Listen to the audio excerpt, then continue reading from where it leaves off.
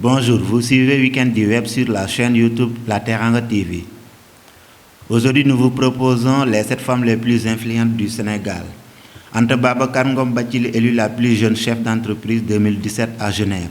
Lors de la 5e édition de l'Africa CEO Forum à Genève, la Sénégalaise de 32 ans, Anta Babacar Bathily, directrice générale de Sedima Group, s'est vue décerner le prix du plus jeune chef d'entreprise 2017. Plus importante conférence internationale du secteur privé africain, l'Africa CEO Forum 2017 a réuni plus de 1000 participants venus de plus de 103 pays à Genève du 20 au 21 mars 2017. Plusieurs dirigeants de grandes entreprises africaines et internationales, des financiers actifs sur le continent et des décideurs publics ont échangé sur leurs objectifs de développement et d'investissement. Ce fut aussi l'occasion de décerner des prix. Celui du plus jeune chef d'entreprise 2017 a été dédié à Anta Babacar Ngom Bathily. Couronnée, la plus jeune femme a dédié son prix à toutes les femmes du monde en leur disant de croire en elles. Car c'est toujours possible. Elle a ensuite remercié la personne qui a fait d'elle ce qu'elle est devenue, comme elle se plaît à le dire. Son père est fondateur du groupe Sedima, Papa Babacar Ngom, qui l'a rejoint sur le podium d'excellence. Le prix a été aussi en honneur au président Macky Sall présent sur les lieux. À 32 ans, Anta Babacar Ngom Bathily occupe le poste de directeur général du groupe Sedima à Dakar, dont le cœur d'activité est l'agriculture, mais également présent dans l'agrobusiness, la minoterie et la finance. Fille du richissime sénégalais Babacar Ngom, surnommé le roi du poulet, la jeune femme a rejoint l'entreprise familiale après avoir étudié tout d'abord au Canada, à l'université de New York, où elle obtient un bachelor en économie, puis à Paris, où elle a obtenu un master en technologie de l'information et en gestion de projets à l'université Dauphine, puis un MBA à Sciences Po Paris, spécialisé dans la communication. Pour en arriver là, elle dit avoir gravi les échelons au fur et à mesure. J'ai intégré l'entreprise en tant que simple stagiaire qui faisait les impressions, a-t-elle raconté lors de la conférence. Précision que la jeune femme n'en est pas à sa première distinction. Après avoir apparu au 40e rang des 100 leaders économiques africains de demain de l'Institut Choiseul en octobre dernier et recevait à Bamako en marge du sommet France-Afrique en janvier dernier le prix de l'Entrepreneur Business Award. Khadifal Tal, elle a un parcours rythmé par d'importants tournants professionnels. Mam Khadifal Tal est aujourd'hui présidente de l'AFAO WAWA, Association des femmes de l'Afrique de l'Ouest, présente dans 17 pays et mise en place en 2005 par des femmes leaders de la région pour agir notamment sur la situation de pauvreté, d'analphabétisme et de manque de capacité des femmes d'Afrique. Viviane Chedid, c'est une artiste. Viviane Chedid est une chanteuse sénégalaise de mbalax et de R&B, née le 8 mars 1972 à Mbour, au Sénégal. À partir de 1993, elle devient choriste dans le groupe de Youssou Ndour, le Super Étoile de Dakar. Quelques années plus tard, elle épouse Bobo Ndour, le frère de Youssou Ndour, qui deviendra son propre manager. Elle gagne une notoriété internationale auprès de Youssou Ndour, notamment en interprétant parfois avec lui lors des concerts publics son succès avec Néné Chéri, 7 Seconds. En 2011, Viviane prend un peu sa distance avec son mentor Youssou Ndour pour créer son propre groupe baptisé le Jolof Band, mais reste cependant choriste du Super Étoile à l'occasion des grands bals organisés par ce dernier. La même année, Viviane sort le show, un album live réalisé avec son groupe. En 2011, elle est nommée artiste de l'année, artiste féminine de l'année et est récompensée meilleure chanson de l'Afrique de l'Ouest, mais également meilleure afro-rythme chanson. Lauréate du Pan African Artist of the Year Award, prix de l'artiste panafricain de l'année à la cérémonie des Cameroun Entertainment Awards 2012, Viviane est nominée dans la catégorie meilleure artiste féminine d'Afrique de l'Ouest dans le cadre de la 12e édition des Cora All Africa Music Awards qui est décerné le 29 décembre 2012 à Abidjan. Aïssata Tall Sall. Aïssata Tall Sall est née le 12 décembre 1957 à Podor. C'est une femme politique, avocate, ex-porte-parole du Parti socialiste sénégalais, ministre sous la présidence de Abdou Diouf, député maire de Podor depuis avril 2009. Aïssata Tall Sall quitte sa ville natale à l'âge de 11 ans pour s'inscrire au lycée des filles John Fitzgerald Kennedy où elle sort diplômée du baccalauréat avec mention. Elle s'inscrit ensuite à la faculté des sciences juridiques de l'université Cheikh Anta Diop de Dakar où au bout de 4 ans, major de sa promotion, elle est diplômée en droit privé. En 1992, après des stages au cabinet de maître Moursec et Bourgui, elle s'installe pour son propre compte au centre-ville de Dakar et gère depuis lors un cabinet de 6 collaborateurs. Du 4 juillet 1998 au 4 avril 2000, Abdou Diouf la nomme ministre de la Communication, porte-parole du dernier gouvernement socialiste du Premier ministre Mamadou Lamine Loum. Tombée dans l'opposition, le PS survit à des pertes de militants et grands responsables. Elle s'accroche à ce parti et en devient l'une des figures emblématiques. Cooptée dans le bureau politique, elle gravit rapidement les échelons et se retrouve en 2007 après le congrès porte-parole du parti. Surnommée la Lion du Fouta pour ses combats politiques et ses prises de position courageuses et résiste à la transhumance malgré les nombreuses pressions et menaces du régime libéral. En mars 2009, elle mène campagne lors des élections municipales sous la bannière de Benno Siggil Sénégal et gagne avec son équipe la mairie de Podor. Elle s'est illustrée dans divers procès internationaux dont la défense des généraux Palanfo et Koulibaly accusés de putsch militaire en Côte d'Ivoire, en Mauritanie pour défendre le président Ahmed Khouna Ould Haïdala, accusé de coup d'État. Des opposants mauritaniens au président Ould Taya, procès de Wade Naga, dit des cavaliers du changement. Au Togo pour défendre l'ancien premier ministre Agboyome Kodjo et autres procès en France et au Luxembourg et dans la communauté européenne.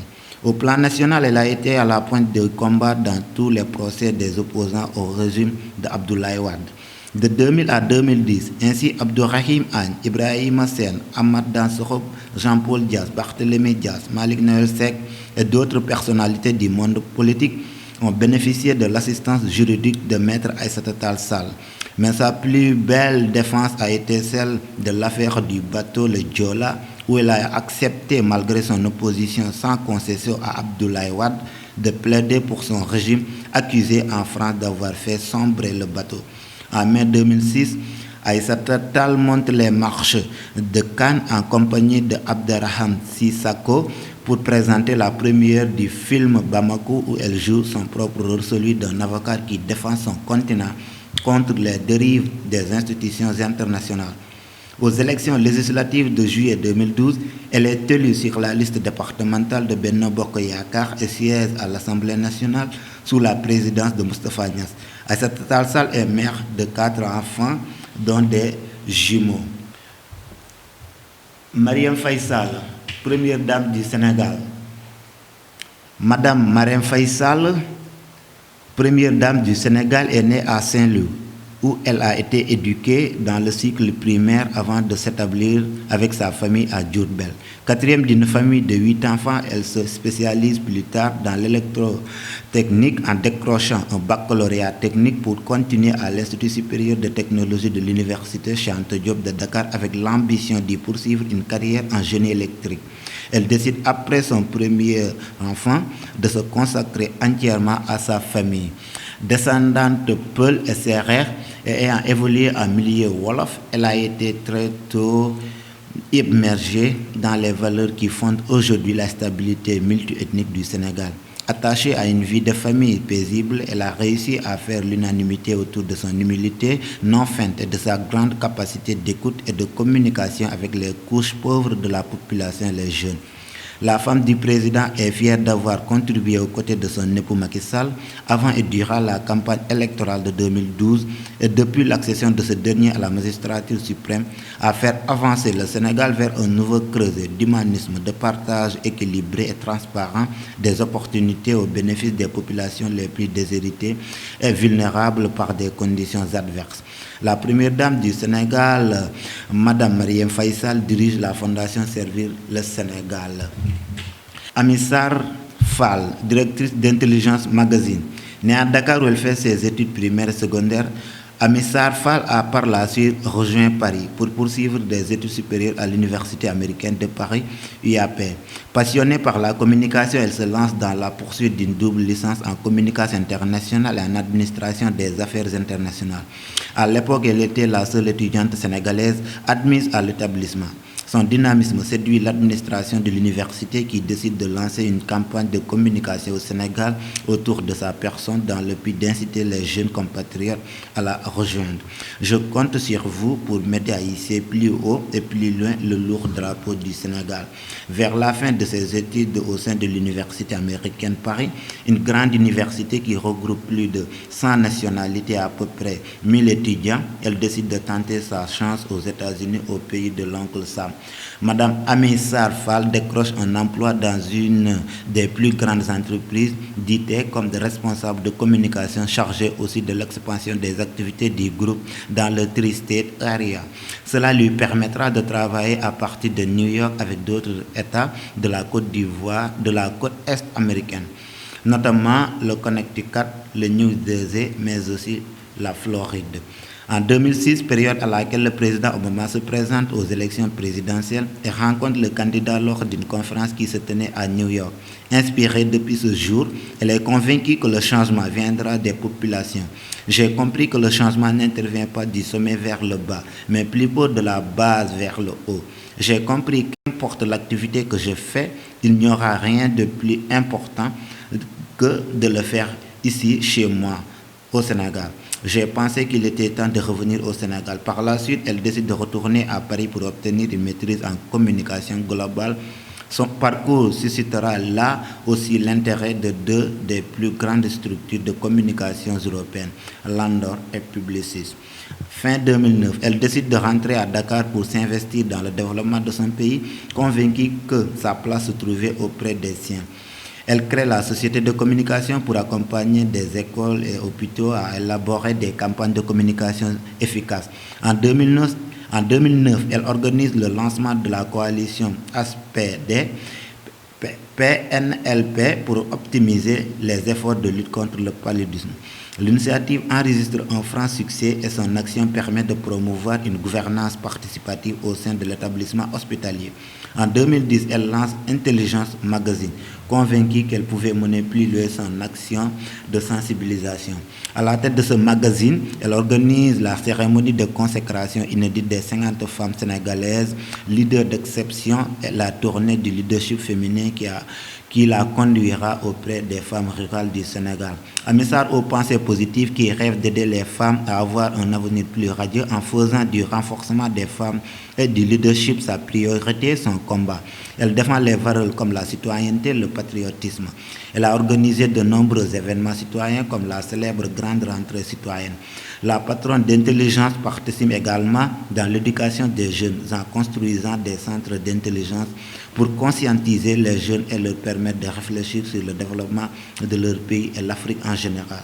En dehors du français et du Wolof, Amissar Fall, spécialiste et analyste politique américaine, maîtrise parfaitement l'anglais et parle l'espagnol. Sa rencontre avec Barack Obama, François Hollande et Alassane Ouattara, entre autres chefs d'État, compte parmi les moments les plus marquants de son parcours professionnel. Nafi Ngom Keïta, ancienne présidente de l'Office national de lutte contre la fraude et la corruption. Elle est administratrice civile au Sénégal, formée au Code de hauts fonctionnaires sénégalais de la hiérarchie A1, équivalent à un niveau de Bac plus 6 à vocation interministérielle. Nafi Ngom Keïta est issue de l'École nationale d'administration ENA.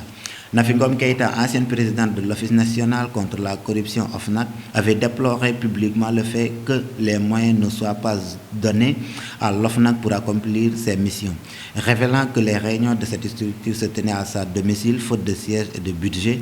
Macky Sall a vivement dénoncé cette façon de faire qu'il assimile à de la pression. Par la suite, le président a annoncé le démarrage prochain des activités de l'OFNAC avec un budget de 500 millions. Nafi Ngom Keïta a révélé avoir reçu 70 dossiers relatifs à des affaires de corruption. Se gardant de révéler l'identité des personnes concernées, Mme Keïta, qui présidait l'ouverture d'un atelier sur le développement des meilleures pratiques d'investigation et de poursuite des crimes financiers, blanchiment d'argent et de financement du terrorisme, a révélé que les enquêtes ont d'ores et déjà débuté au Sénégal. Un ministre m'a réveillé à minuit et demi pour me dire qu'il ne peut pas faire sa déclaration, alors qu'un autre a appelé un collaborateur pour avancer des propos qui ne l'honorent pas, déclare Mme Keïta sur les ondes de la radio Futur Média, avant de rappeler toute sa détermination pour son application. Partout dans le monde, les gens ne sont pas enclins à faire leur déclaration de patrimoine. Nous sommes dans une république. Quand une loi est votée, on l'applique, a ajouté la dame anticorruption. Restons avec la patronne de l'OFNAC et c'est pour dire qu'elle est bien décidée à prendre la plume pour écrire ses mémoires. Cette initiative qui vise à partager ses expériences, car l'ex-vérificateur général de l'IGE affirme à pouvoir faire sauter 1000 fois la République.